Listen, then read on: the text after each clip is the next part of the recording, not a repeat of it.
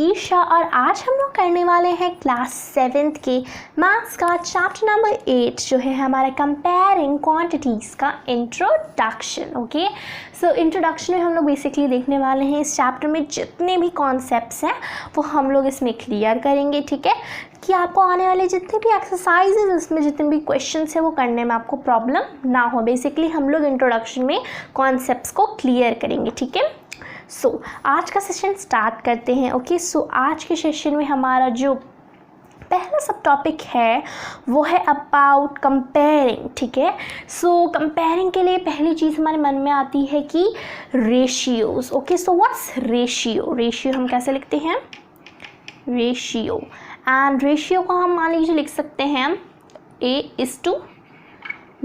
ठीक है, सो आप लोगों ने तो 6th स्टैंडर्ड में पढ़ा है कि ये क्या होता है, A:B। ठीक है, एंड जिन लोगों को नहीं पता है मैं उनको बता देती हूँ कि ये रेशियो क्या होता है। तो रेशियो मतलब क्या होता है ना, रेशियो मतलब आप इसको कैसे लिख सकते हो, जैसे कि यहाँ पे हमारे पास क्या है, दो नंबर दिए हुए हैं एंड ये जो बीच में साइन है ना इसको हम बोलते हैं इस टू। ठीक है, हम इसे इस टू बोलते हैं। ठीक है, सो हम बोल सकते हैं इसे A:B। ठीक है, A:B। ठीक है, अब यहाँ पे आपको समझ में नहीं आ रहा होगा कि इसको और कैसे बोल सकते हैं। तो ये जो हमारे पास नंबर है ना A:B, इसको हम कैसे लिख सकते हैं ना, इसको हम ऐसे भी लिख सकते हैं A/B। ठीक है, रेशियो क्या है, एक दूसरा फॉर्म है लाइक डिवीजन का। ठीक है, जैसे डिवीजन को हम लोग इंडिकेट करते हैं ना, तो वही फ्रैक्शंस को ना, तो वैसे ही हम लोग रेशियो को भी लिख सकते हैं। जैसे कि यहाँ पे क्या है A/B, हम ऐसे भी लिख सकते हैं A:B। ठीक है, हम इन दोनों तरीक़ों से लिख सकते हैं। ठीक है, सो इन्हीं को रेशियोज बोलते हैं। ओके, तो इसी को हम रेशियो बोलते हैं। यहाँ पे A:B है, इसको हम ऐसे भी लिख सकते हैं A/B। ठीक है, सो इसी को हम रेशियो बोलते हैं। अब हम लोग देखने वाले हैं रेशियो मतलब जैसे कि हमारे पास क्या लिया हुआ है, हमारे पास दिया हुआ है जैसे कि इक्वलेंट रेशियोज कैसे फाइंड करेंगे। ठीक है, इक्वलेंट रेशियो कैसे फाइंड करेंगे, मान लीजिए हम लोग को पता है कि इक्वलेंट नंबर कैसे फाइंड करते हैं। ठीक है, सो हम यहाँ पे कैसे फाइंड करेंगे कि what is equivalent ratio. Okay, so मान लीजिए क्रिकेट का मैच है। ओके, क्रिकेट का मैच है, यहाँ पे हम लोग एक टेबल बना देते हैं अच्छे समझने के लिए। यहाँ पे हमारे पास ईयर है, देन यहाँ पे हमारे पास है विन्स, यहाँ पे हमारे पास है लूज। ओके, सो एक हमारे पास मान लीजिए एक ग्रुप है। ठीक है, तो उसका हम लोग 2 साल का डेटा देखने वाले हैं। ठीक है, उस ग्रुप ने कैसा खेला है 2 ईयर्स में। ठीक है, सो यहाँ पे हम लोग लिखेंगे लास्ट ईयर, फिर हम लिखेंगे दिस ईयर। ठीक है, तो लास्ट ईयर उसने 8 विन्स किए थे एंड 2 लूजेस की थी, एंड देन इस ईयर इस क्रिकेट टीम ने 4 विन्स किए हैं और 2 लूजेस की हैं। ठीक है, सो आपको यहाँ पे बताना है in which year was the record better. ठीक है, सो आपको यहाँ पे क्या बताना है, in which year was the record better. Okay, so इस टाइप का कुछ क्वेश्चन दे दिया रहेगा और आपसे पूछा गया in which year was the record better, तो आप कैसे फाइंड आउट करोगे, तो आप ऐसे फाइंड आउट करोगे। आपको क्या लिखना पड़ेगा, पहले आप इसको ऐसे भी लिख सकते हो, देखो 8:2 भी लिख सकते हो, देन 4:2 भी लिख सकते हो। अगर आप इसे ऐसे लिख सकते हो तो आप इसको ऐसे भी तो लिख सकते हो ना, 8/2 देन 4:2। ठीक है, सो जब आपने इसको इस तरीके से लिख दिया तो आपको यहाँ पे अब आप जब आपने यहाँ पे एक टेबल बनाया तो आप इसको इस2 के फॉर्म में लिख सकते हो, और अगर आप इस2 के फॉर्म में लिख सकते हो तब आप ऐसे डिवीजन के फॉर्म में भी लिख सकते हो। ठीक है, सो अब आपको इसके इक्विवेलेंट मतलब इनमें से कौन सा लाइक बड़ा है, तो आप इसको कैसे फाइंड करोगे, आपको इसमें ऐसे फाइंड करना, आपको क्या करना पड़ेगा ना, आप ऐसे भी नॉर्मली लिख सकते हो कि इसमें से 8/2 4/2 से क्या है, बड़ा है। ठीक है, सो यहाँ पे 8/2 4/2 से क्या है, बड़ा है ना, नॉर्मली दिख रहा है क्योंकि हमारे पास डिनोमिनेटर सेम है, ऊपर वाले क्या है, अलग है। तो इससे हमें पता चल जाता है कि जो ये वाला 8/2 वाला कॉलम है वो 4/2 से क्या है, बड़ा है। तो इससे हमें एक और चीज़ पता चल जाता है कि जो हमारी क्रिकेट टीम थी उसने लास्ट ईयर अच्छा परफॉर्म किया था। ठीक है, क्योंकि ये जो बड़ा है इसका मतलब उसने लास्ट ईयर अच्छा परफॉर्म किया था, लेकिन उसने इस साल थोड़ा बुरा परफॉर्म किया है। ठीक है, सो ऐसे हम फाइंड कर सकते हैं लाइक इक्विवेलेंट फ्रैक्शंस। ठीक है, सो इसी को हम इक्विवेलेंट फ्रैक्शन बोलते हैं और इक्विवेलेंट फ्रैक्शन या रेशियो, ठीक है। सो अगर इस टाइप का कुछ क्वेश्चन आता है, आपको इस टाइप का कुछ डेटा दे दिया हो और उसके बाद पूछा होगा कि इसमें से कौन सा सबसे ज़्यादा लाइक कौन सा ईयर इन लोगों ने बेटर किया था, तो आप ऐसे बता सकते हो। और इक्विवेलेंट फ्रैक्शन अब हम देखते हैं, मतलब इक्विवेलेंट रेशियो या फ्रैक्शन एक ही होता है। आपको क्या दिया हुआ है कि आपको 1/4 के इक्विवेलेंट फ्रैक्शन फाइंड करना है, तो आप इसको कैसे लिख सकते हो। आपसे ये पूछा हुआ है आपको 1:4 के इक्विवेलेंट फ्रैक्शन फाइंड करना है, तो आप इसको 1/4 के रूप में भी तो लिख सकते हो। अब आप लोगों को पता है कि फ्रैक्शंस के कैसे इक्विवेलेंट फ्रैक्शन मतलब निकालते हैं ना, तो आप वैसे ही उसी तरीके से आपको निकालने हैं, ठीक है। हम लोग इसका कर देते हैं 1:2, 2 कर देंगे, यहाँ पे क्या हो जाएगा 2 1 = 2, 4 2 = 8 हो जाएगा, तो एक इक्विवेलेंट फ्रैक्शन मिलेगा। तो ऐसे ही हम लोग 5 इक्विवेलेंट फ्रैक्शन निकाल देंगे। फिर हम लोग देयरफॉर में ये लिख देंगे कि जो हमारे पास जितने भी इक्विवेलेंट फ्रैक्शन आएंगे उसको हम लोग लिख देंगे यहाँ पे एंड बोलेंगे कि दीज देयरफॉर 2/8 एंड जितने भी नंबर आएंगे देयरफॉर दीज आर द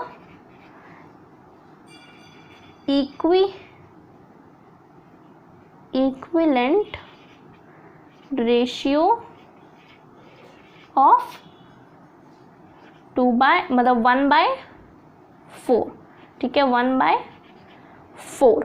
अब आपको यहाँ पे क्या करना है, आपको जैसे कि 2/8 मिला है, जितने भी आपको 5 नंबर मिलेंगे आपको डायरेक्टली यहाँ पे नहीं लिखना है, आपको क्या करना पड़ेगा ना, उसे रेशियो में कन्वर्ट करके यहाँ पे लिखना पड़ेगा। जैसे क्या हो जाएगा यहाँ पे 2/8 हो जाएगा ना इसका रेशियो, तो वैसे ही इन सबका जो जितने भी आपके और इक्विवेलेंट फ्रैक्शन आएंगे इन सबको रेशियो में कन्वर्ट करके आपको यहाँ पे लिख देना है, लिख देना है यहाँ पे these are the equivalent ratio of 1:4, ठीक है। तो ऐसे ही आप इसको शो कर सकते हो, ओके। इक्विवेलेंट फ्रैक्शन ऐसे ही फाइंड करते हैं, ठीक है। आपको ये पता चल गया कि रेशियो क्या होता है, ओके। सो अब हम लोग एक और अपना इंपॉर्टेंट टॉपिक देखते हैं कि व्हाट इज परसेंटेज, ठीक है। So what is the meaning of percentage, ठीक है। So percentage is represented by a symbol this, okay. So ये परसेंटेज का सिंबल होता है 1/ एंड इसके आगे पीछे दो लाइक सर्कल्स, ठीक है। सो ये होता है हमारे परसेंटेज का सिंबल, ठीक है। एंड मीन्स मतलब इसका मतलब, और इसका मतलब क्या होता है, जैसे कि परसेंटेज का सिंबल तो ये सिंबल ये हो गया, एंड इसका मतलब क्या होता है, जैसे कि मान लीजिए हमने यहाँ पे लिख दिया 1%, तो इसको हम कैसे लिख सकते हैं 1/100 लिख देंगे, ठीक है। इसका मतलब ये हुआ, यहाँ पे मान लीजिए एक पिज़्ज़ा है, ठीक है, और आपको यहाँ पे बोला गया है कि मतलब किसी ने आपसे बोला कि मैंने तो इसका सिर्फ 1% ही खाया, तो इसका मतलब क्या हो जाएगा 1/100, ठीक है। मतलब इसकी जो 100 पीसेज होंगे उसमें से सिर्फ 1% खाया है, ठीक है। सो 1% को हम कैसे लिख सकते हैं 1/100 लिख सकते हैं, ओके। सो ऐसे ही आपको पूछ दिया जाए कि ऐसे आपको बोल दिया जाए 26%, तो आप 26% को कैसे लिख सकते हो 26/100, ओके। मतलब 100 टुकड़ों में से सिर्फ 26 पीसेस, ओके। और ऐसे आपको कुछ भी बोल सकते हैं, ठीक है। आपको बोल सकते हैं जैसे कि 80%, तो 80% को आप कैसे लिखोगे 80/100, ठीक है। 80/100 आपको हमेशा 100 ही नीचे लिखना है, ठीक है। आपको हमेशा 100 ही नीचे लिखना है, ठीक है। और इसमें एक कोड भी है कि आपको हर जगह 100 इसलिए लिखना है क्योंकि देखिए यहाँ पे 1% है ना, टोटल को हम हमेशा क्या रिप्रेजेंट करते हैं 100 रिप्रेजेंट करते हैं। जैसे कि मान लीजिए कुछ एग्जाम हो जाए कि किसी भी चीज़ में हम लोग टोटल को क्या रिप्रेजेंट करते हैं 100 रिप्रेजेंट करते हैं। क्या हो जाता है ना, ये एक फॉर्मल वे हो जाता है, ओके। सो आपसे कोई पूछते हैं आपने इसमें से कितने, मतलब एग्ज़ाम है आपने इसमें से कितना लाया, तो आपको नॉर्मल क्या होता है कि 100% का ही होता है ना, मतलब एवरेज। तो आप लोग बोलोगे कि इसमें से 80% आया, 95% आया, ठीक है। सो इसी को हम परसेंटेज बोलते हैं, ओके। सो ये था हमारा परसेंटेज क्या होता है, परसेंटेज का मतलब क्या होता है, ओके। सो अब आप लोग यहाँ पे ऐसे भी लिख सकते हो, जैसे कि यहाँ पे क्या है 1% इज इक्वल टू 1/100, और आप इसको कैसे लिख सकते हो 0.01% भी लिख सकते हो। ये क्या हो गया, डेसिमल फॉर्म हो गया, ओके। सो डेसिमल फॉर्म ज़्यादा एग्जाम्स में यूज होता है, किया जाता है। ऐसे ही नहीं दे दिया जाता कि 99, जिसको 99% आया तो नॉर्मली वो 99 लिख सकते हैं, फिर जिसको 80 आया वो 80 लिख सकता है। और अगर जिसको मान लीजिए ऐसे आ गया 80.2 5 ऐसे करके आ गया, तो वो कैसे लिखेगा, ये तो डेसिमल फॉर्म में हो गया ना, तो उसको ऐसे ही डेसिमल फॉर्म में भी लिख सकते हैं। ऐसे लिख सकते हैं हम 80.25%, ठीक है। तो इसको हम ऐसे भी लिख सकते हैं। अब जब फ्रैक्शन में आ गया तो फ्रैक्शन को तो हम नॉर्मली डेसिमल में कन्वर्ट कर ही सकते हैं ना, तो इसी को बोलते हैं हम परसेंटेज। ओके, सो अब हम लोग देखने वाले परसेंटेज के ऊपर ना कुछ बहुत ही ज़्यादा इंपॉर्टेंट कॉन्सेप्ट्स। अगर आप इसको अच्छे से कर लोगे तो आपके बहुत सारे एक्सरसाइजेस के जो क्वेश्चंस है बहुत ही ज़्यादा आसानी से हो जाएंगे, ठीक है। So now let's move to our next sub topic. So our next sub topic is about converting fractions to percentage, ठीक है। सो यहाँ पे दिया हो आप कैसे फ्रैक्शंस को परसेंटेज में कन्वर्ट करोगे। ओके, सो एक एग्जांपल ले लेते हैं। हम लोग यहाँ पे 4/5। ओके, सो आपको इसको किस में कन्वर्ट करना है, आपको इसको परसेंटेज में कन्वर्ट करना है। तो आप कैसे 4/5 को परसेंटेज में कन्वर्ट करोगे, ठीक है। आप इसको कैसे कन्वर्ट करोगे, आपको नॉर्मली जो आपको फ्रैक्शन दिया आपको क्वेश्चन में वो आपको इधर लिखना है, देन आपको क्या करना है उसमें इंटू 100 कर देना है। ओके, क्योंकि परसेंटेज में टोटल अमाउंट कितना होता है, 100 होता है हमेशा। ओके, सो यहाँ पे क्या करना है 4/5 इंटू 100, ठीक है। सो 4/5 इंटू हमने 100 करना है और जो आंसर आएगा वो हमारा क्या हो जाएगा, इसका परसेंटेज हो जाएगा, ठीक है। सो इसे करके देखते हैं। 5 1 ज़ा 5, 5 2 ज़ा 10, यहाँ पे हो जाएगा हमारे पास 20। देन आपको यहाँ पे क्या करना है 4 2 ज़ा 8, 80, तो क्या हो जाएगा यहाँ पे 80% हो जाएगा। तो ये क्या हो गया, 4/5 का परसेंटेज क्या हुआ, 80% हुआ। क्योंकि यहाँ पे 4/5 था, 5 को मैंने 100 से मल्टीप्लाई किया, तो यहाँ पे क्या आ गया हमारे पास मतलब मैंने इसको क्रॉस कट किया, तो यहाँ पे क्या आ गया हमारे पास 20 आ गया, यहाँ पे 1 हो गया। देन 20 को मैंने 4 से मल्टीप्लाई किया, तो यहाँ पे हमारे पास हो गया 80%, ठीक है। सो यहाँ पे हमारे पास क्या हो गया 80% क्या है, 4/5 का है परसेंटेज, फ्रैक्शन का परसेंटेज, ठीक है। सो ऐसे ही और भी एग्जांपल्स देख लेते हैं। 2/10 का एग्जांपल देख लेते हैं। इसको हम लोग 100 से मल्टीप्लाई करेंगे, देन 0 से 0 कट, यहाँ पे 10 बन जाएगा, यहाँ पे 1 बच गया ना अभी, क्योंकि 0 तो कट हो गया। अब हम लोग को इन दोनों को मल्टीप्लाई करना है, देन 2 1 ज़ा 2, एंड यहाँ पे जो 0 है वो 0 लिख देंगे, तो ये हो गया इसका परसेंटेज फॉर्म। ओके, बस आपको जो आंसर आएगा उसके आगे परसेंटेज लगा देना है, तो अब आपका परसेंटेज बन जाएगा, ठीक है। सो ये है हमारा 20%। तो ऐसे ही आपको फ्रैक्शंस को कन्वर्ट करना है परसेंटेज में, ठीक है। सो आप लोगों ने समझ लिया, आपको नॉर्मली जो क्वेश्चन में फ्रैक्शन है आपको वो लिखना है, देन आपको उसको परसेंटेज में कन्वर्ट कर देना है। ओके, एंड अगर गलती से कभी भी आपको दे दिया, लाइक क्वेश्चन में ऐसे दे दिया, देखिए 5 3 2 मिक्स्ड फ्रैक्शन दे दिया, तब आप क्या करोगे, तब आपको कुछ नहीं करना, आपको नॉर्मली जो मिक्स फ्रैक्शन दिया है उसको नॉर्मल फ्रैक्शन में कन्वर्ट कर लेना है, फिर उस नॉर्मल फ्रैक्शन को परसेंटेज में कन्वर्ट कर लेना है। ओके, सो इसे करके देखते हैं। 5 3 ज़ा 15, 15 + 2 हो जाएगा हमारा 15 16 70, तो क्या हो जाएगा यहाँ पे हमारा 17/5, 17/5 इंटू 100, 5 1 ज़ा 5, 5 2 ज़ा 10, 20। देन आपको 17 को और 20 से डिवाइड कर लेना, तो पहले हम लोग 17 को 2 से डिवाइड कर ले, मतलब मल्टीप्लाई कर लेते हैं, तो 7 and 7 14, 2 3, तो यहाँ पे हमारे पास हो जाएगा = 340, ठीक है। सो ये हमारा इसका आंसर हो जाएगा। ओके, सो ये था हमारा कि परसेंटेज कैसे निकालते हैं। ओके, सो आप लोग यहाँ पे सोच रहे होगे कि यहाँ पे 340 कैसे आ गया है ना। सो मतलब हम लोग इसको लाइक 340 भी लिख सकते हैं, जैसे कि कहीं कहीं पे हो जाता है ना कि लाइक 500 हो गया, दूसरा परसेंटेज हो गया, ठीक है। सो 340 भी हमारे पास आंसर कभी कभी आ जाता है, ठीक है। सो आप उतना ही रहने दो उसको, आप इसको कैंसिल मत करो, आपका आंसर ये भी सही होगा। ओके, सो ऐसे ही हम फ्रैक्शंस को कन्वर्ट करते हैं परसेंटेज में। ओके, सो अब हम लोग दूसरा देखने वाला है कि अब हम लोग कैसे कन्वर्ट करेंगे। यहाँ पे हम लोग लिख देते हैं डेसिमल्स टू फ्रैक्शन। अब हम लोग डेसिमल्स को कैसे फ्रैक्शन में कन्वर्ट करेंगे। ओके, सो डेसिमल्स के लिए हम लोग एक एग्जांपल ले लेते हैं, जैसे कि 0.75। ओके, इसको हमें किस में कन्वर्ट करना है, परसेंटेज में कन्वर्ट करना है। तो पहले आपको क्या करना पड़ेगा ना, इसे आपको फ्रैक्शन में कन्वर्ट करना पड़ेगा। ओके, तो जब आप इसे फ्रैक्शन में कन्वर्ट कर दोगे आपके पास आंसर आ जाएगा 75 नीचे 100। अब जब ये फ्रैक्शन में कन्वर्ट हो गया तो आपको जो हमने सीखा था ना भी कन्वर्टिंग फ्रैक्शंस टू परसेंटेज, वही आपको यहाँ पे कर देना है। आपको यहाँ पे फ्रैक्शन दिया, उसमें 100 मल्टीप्लाई कर देना है एंड यहाँ पे 0 से 0 कट, 0 से 0 कट, यहाँ पे हो जाएगा आपके पास 75%। ओके, सो आपको जो डेसिमल्स को अगर परसेंटेज में कन्वर्ट करना है, आपको नॉर्मली क्या करना है, आपको नॉर्मली उसे फ्रैक्शन में कन्वर्ट कर देना है। एंड जैसे हम लोग फ्रैक्शंस को परसेंटेज में कन्वर्ट करते हैं, उसमें 100 मल्टीप्लाई करके वही सेम चीज़ आपको यहाँ पे कर देनी है।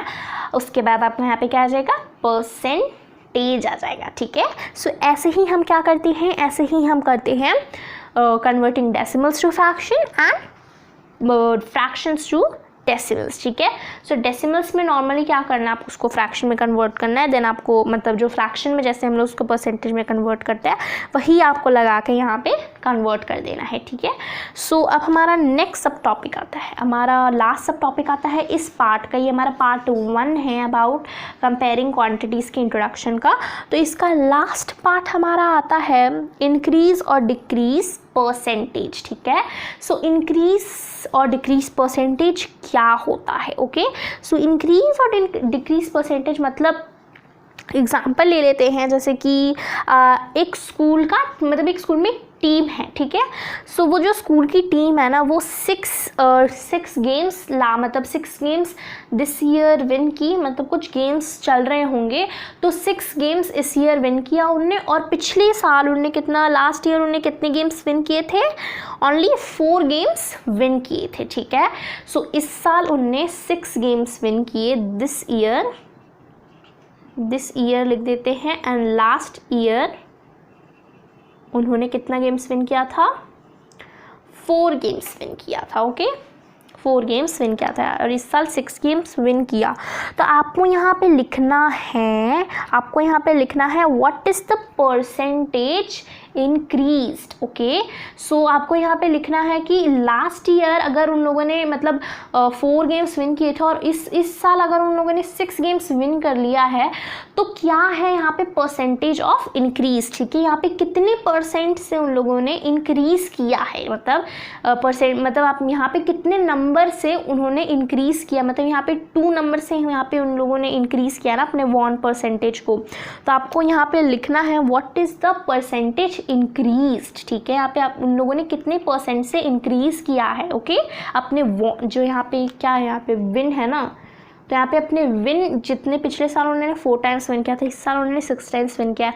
तो यहाँ पे आपको लिखना है what is the percentage increase, इन दोनों के बीच में कितना परसेंट इंक्रीज हुआ है। ठीक है, तो यही आपका यहाँ पे लिखना। तो आप कैसे दिखाओगे तब परसेंटेज इंक्रीज्ड। सो आपको यहाँ पे क्या करना है, पहले आपको परसेंटेज इंक्रीज फाइंड करना है ना, तो उससे पहले आपको क्या फाइंड करना पड़ेगा क्वेश्चन में से, उससे पहले आपको फाइंड करना पड़ेगा इंक्रीज्ड नंबर, उसी के बाद आप परसेंटेज मतलब इंक्रीज्ड परसेंटेज फाइंड कर पाओगे। पहले आपको क्या फाइंड करना पड़ेगा, इंक्रीज्ड नंबर। तो इंक्रीज नंबर कैसे फाइंड करेंगे, आपको मतलब जो नंबर है उसमें से माइनस कर देना होगा, मतलब ओरिजिनल मतलब यहाँ पे जो पुराना नंबर है उसमें से जो नया नंबर है उसमें से माइनस कर देना होगा। ठीक है, सो आपको यहाँ पे कितना मिल जाएंगे कि परसेंटेज इतना ही इंक्रीज हुआ है ना, 2% मतलब 2 नंबर ऑफ इंक्रीज उन्होंने किया है ना यहाँ पे विंस में। ठीक है, पिछले साल 4 गेम्स विन किए थे, इस साल उन्होंने और उसमें 2 जीत लिए, मतलब और 6 इस साल विन किया है ना, तो 2 गेम्स और अधिक जीते हैं पिछले साल से, है ना। तो यहाँ पे हमने क्या पहले फाइंड कर लिया, इंक्रीज नंबर फाइंड कर लिया। कितने नंबर से इंक्रीज किया उन्होंने, 2 नंबर से इंक्रीज किया है। ठीक है, सो आपको दोनों नंबर को हमेशा माइनस कर देंगे तो आपको आंसर मिल जाएगा इंक्रीज नंबर, ये परसेंटेज नहीं है। अब आपको फाइंड करना है कि इंक्रीज परसेंटेज क्या होगा, तो उसका फॉर्मूला होता है परसेंटेज इंक्रीज यहाँ पे हम ऐसे लिख देते हैं इक्वल टू, कैसे फाइंड करेंगे, इसका फॉर्मूला क्या है, amount of change divided by original amount. ठीक है, तो ये इसका formula, amount of change and original amount into 100। तो ये किसका फॉर्मूला है, हमारा फॉर्मूला है परसेंटेज इंक्रीज्ड का फॉर्मूला है यहाँ पे हमारा, कि अमाउंट ऑफ चेंज कितने नंबर से इंक्रीज्ड हुआ वो यहाँ पे आपको लिखना है। देन आपको यहाँ पे लिखना है ओरिजिनल नंबर ऑफ, मतलब जो ओरिजिनल नंबर था विन का हमारा पिछले साल, मतलब जो पिछले साल ओरिजिनल नंबर ऑफ विन्स था ना, मतलब 4 पिछले साल हमने विन किया था, तो उसमें जब हमने 2 और इंक्रीज किया है ना, तो ओरिजिनल नंबर आपको यहाँ पे लिख देना है नीचे, एंड उसको आपको लाइक 100 से मल्टीप्लाई कर देना है, ठीक है। सो इसको करके देखते हैं यहाँ पे हम लोग। आपको ऊपर में क्या लिखना था, आपको ऊपर में लिखना था अमाउंट ऑफ नंबर चेंज्ड, ठीक है। तो अमाउंट ऑफ नंबर कितना चेंज हुआ था, इंक्रीज पर, मतलब इंक्रीज नंबर 2। नीचे क्या आएगा हमारा, ओरिजिनल अमाउंट कितना था पहले हमारा 4, एंड उसको आपको 100 से क्या कर देना है, यहाँ पे हमें लिख देती हूँ 100 से उसको आपको मल्टीप्लाई कर देना। तो इसको कैसे करेंगे, यहाँ पे आपको क्या करना पड़ेगा, 2 2 ज़ा 4, देन 2 5 ज़ा 10, 0, देन यहाँ पे लिख देंगे 2 1 ज़ा 2, 25, देन 25 और 2 को मल्टीप्लाई कर देना है। तो यहाँ पे लिख देते हैं 25 2 ज़ा हम करेंगे तो हमारे पास आंसर क्या आ जाएगा, 50 आ जाएगा, ठीक है।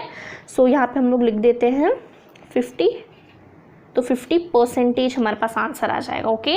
सो इसका आंसर हो जाएगा 50% से उन्होंने यहाँ पे इंक्रीज किया, तो यहाँ पे उनका क्या हो जाएगा, इंक्रीज परसेंटेज 50% हो जाएगा, ठीक है।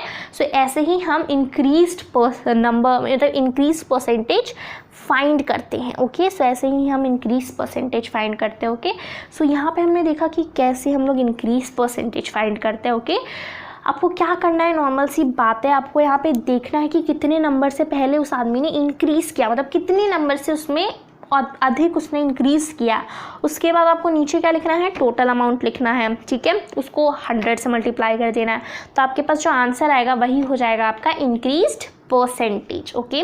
सो अब हम लोग देखते हैं how to find decrease percentage, ठीक है। सो अभी हमने क्या देखा, अभी हमने देखा इंक्रीज परसेंटेज, अब हम लोग देखने वाले हैं how to find decrease percentage. This is about decrease percentage. So how we find decrease percentage, ठीक है।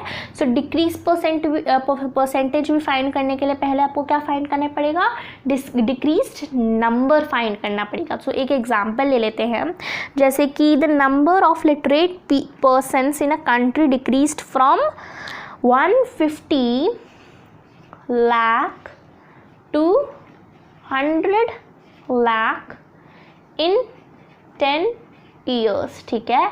सो ये मेरे पास क्या दिया हुआ है, मतलब एक कंट्री है, उसमें क्या है ना, the number of literate persons in a country decreased from 150 lakh, मतलब एक कंट्री है उसमें 150 लाख पीपल क्या है, लिटरेट है, मतलब पढ़े लिखे हैं। तो और उसके बाद 10 ईयर्स के बाद क्या हो जाता है ना, उस कंट्री में मतलब थोड़ा सा डिक्रीज हो जाता है उनका परसेंटेज। फिर क्या हो जाता है ना, 150 लाख से सिर्फ 100 लाख पीपल ही अब लिटरेट रहते हैं उस कंट्री में, ठीक है। सो यहाँ पे क्या हो गया, डिक्रीज हुआ ना, कुछ सामान यहाँ पे डिक्रीज हुआ, पहले 150 था, अब यहाँ पे क्या हो गया, 100 हो गया, तो यहाँ पे डिक्रीज हुआ है ना। तो यहाँ पे हमको क्या फाइंड करना है, इसका डिक्रीज परसेंटेज फाइंड करना है। तो नॉर्मल सी बात है, आपको यहाँ पे डिक्रीज्ड परसेंटेज फाइंड करना है, डिक्रीज परसेंट, ठीक है। यहाँ पे मैं डीपी लिख देती हूँ डिक्रीज परसेंटेज की जगह, इज इक्वल टू आपको यहाँ पे क्या लिखना पड़ेगा, अमाउंट ऑफ चेंज नॉर्मल, जो हमारा पिछला वाला फॉर्मूला था ना, सेम टू सेम है यहाँ पे भी 100। फिर नीचे आपको क्या लिख देना है, ओरिजिनल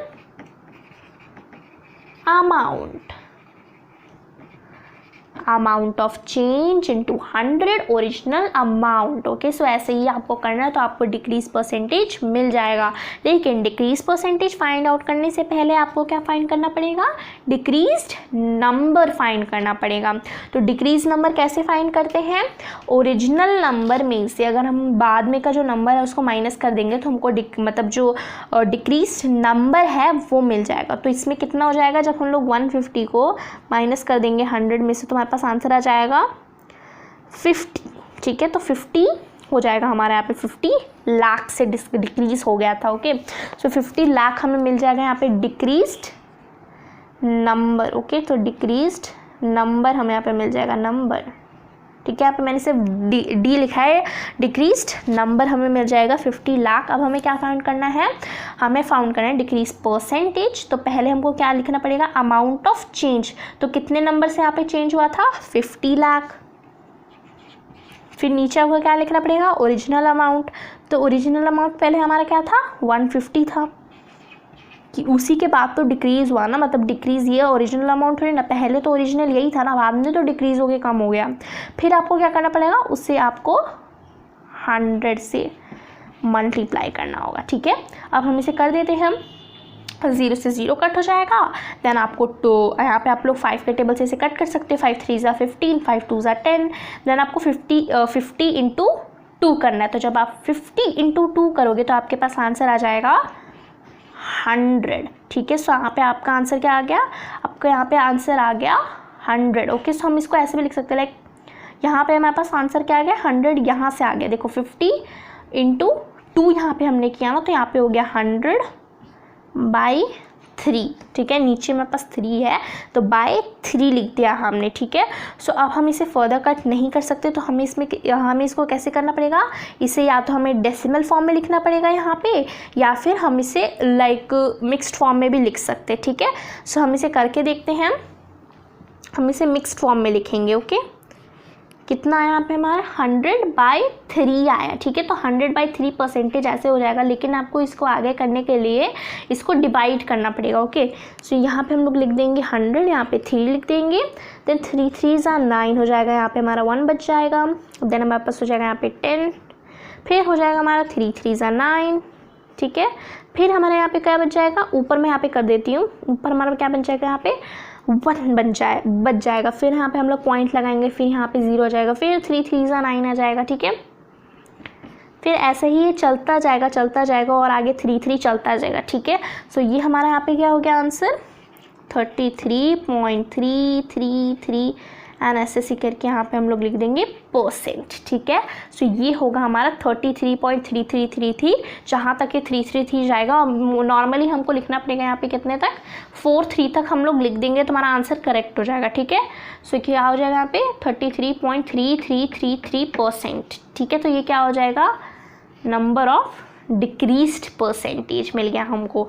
आपको क्या करना है, नॉर्मली ऊपर लिखना अमाउंट ऑफ चेंज, फिर नीचे लिखना है ओरिजिनल अमाउंट इनटू 100। तो अमाउंट ऑफ चेंज क्या होगा, आपको ओरिजिनल अमाउंट में से जो बाद में का अमाउंट आपको मिला है उसको आपको माइनस कर देना होगा, तो आपको यहाँ पे डिक्रीज्ड नंबर मिल जाएगा।